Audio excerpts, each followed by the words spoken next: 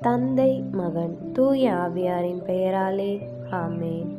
எங்கள் அன்பு தந்தையே இறைவா, தவக்காலத்தின் 6ஆம் நாளாகிய இன்று மக்களினத்தார் அனைவருக்கும் அளிக்கப்படும் தீர்ப்பை பற்றி சிந்திக்க நாம் அழைக்கப்படுகிறோம்.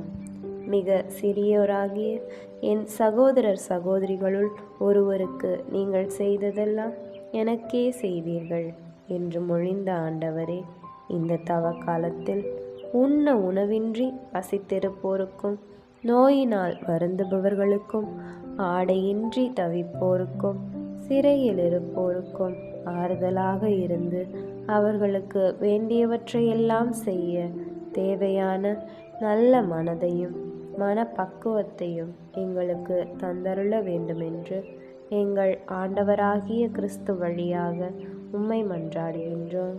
ஆமென்.